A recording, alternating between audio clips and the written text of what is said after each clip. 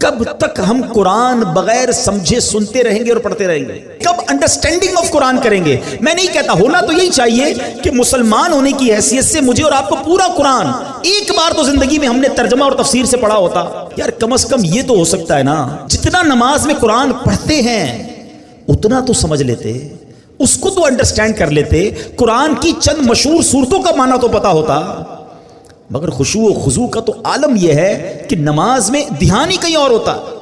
لوگ کہتے بھی ہمارا دھیان کہیں اور ہوتا ہے۔ وہ مشہور چٹکلا ہے نا کہ ایک صاحب آئے، عشاء کی جماعت چلی گئی، رونے لگ گئے، تو نمازیوں نے کہا یار نہیں رو بھائی، اتنی نماز سے محبت، اتنی جماعت سے محبت کہ جماعت چلی گئی آپ رو رہے۔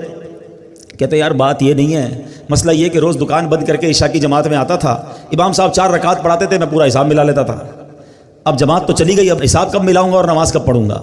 ایکچولی نماز کیا ہے؟ اللہ کی بارگاہ میں حاضری ہے۔ آپ کسی بہت بڑی شخصیت کے پاس، بڑے سیٹھ کے پاس، جس کے پاس آپ کی فائل رکی ہوئی ہو، اس افسر کے پاس جائیں تو دھیان کدھر ہوتا ہے؟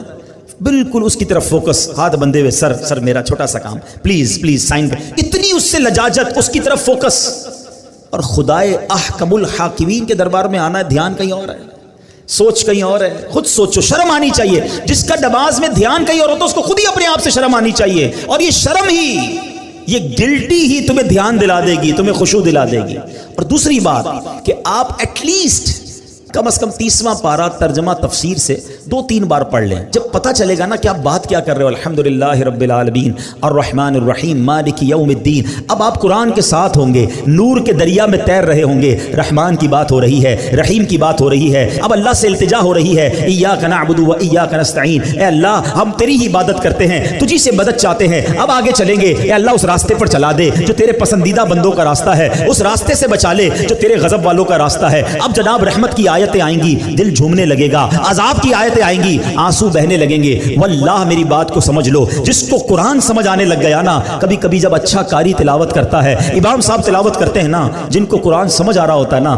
وہ کہتے ہیں امام صاحب رکوع میں نہ جائیں، اور تلاوت کریں، اللہ کی اور باتیں سنائیں، ہمیں اور قرآن کی باتیں سنائیں، کیونکہ قرآن کے ساتھ وہ اٹیچ ہو جاتے ہیں۔ لیکن جس کو انڈرسٹینڈنگ ہی نہیں ہے اس کو کیا فائدہ ہوگا؟